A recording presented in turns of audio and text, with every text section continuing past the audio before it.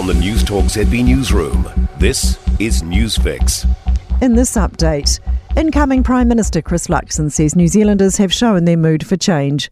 With 100% of the vote counted, excluding special votes, National has 50 seats, ACT 11, New Zealand First 8, Labour 34, the Greens 14 and Te Pāti Māori 4. It's a crushing defeat for Labour, and this morning Luxon says he wants to bring the country together. We want every Prime Minister to leave the country more unified than when they came to the job, and that's my role and our role of our team and our government is to make sure, as I said last night, I'm really serious about it. We are going to govern for all New Zealanders. Winston Peters doesn't yet know if he's in or out of a potential coalition with National and ACT. The New Zealand First leader isn't sure whether the new Prime Minister will make a call on working with his party before Port Waikato's by-election. Look, no one knows, but I do not think that this will be a matter of concern after the 3rd of November. Fans braved the cold this morning to watch the All Blacks move through to the semi-finals of the World Cup. They beat Ireland 28-24 in a nail-biter. Alistair watched the game in Auckland and thinks New Zealand could have a shot at the title. The Argentinians will push us pretty hard, but yeah, they're going to go all the way.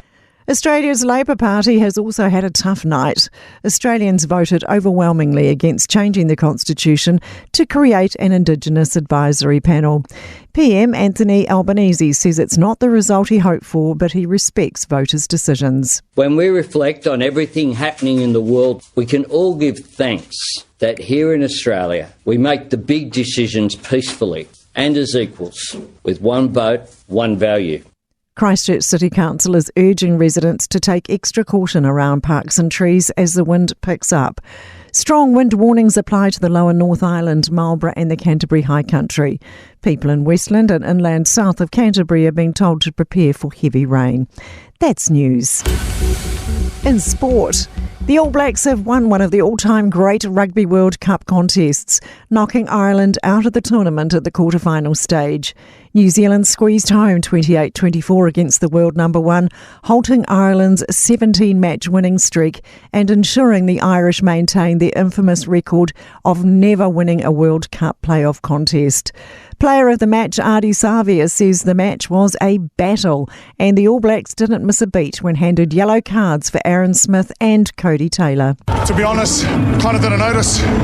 We just had to dig deep into our blackness and we got through in the end.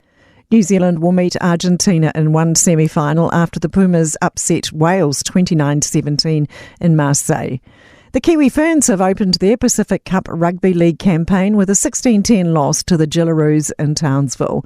That's sport. I'm Sandy Hodge.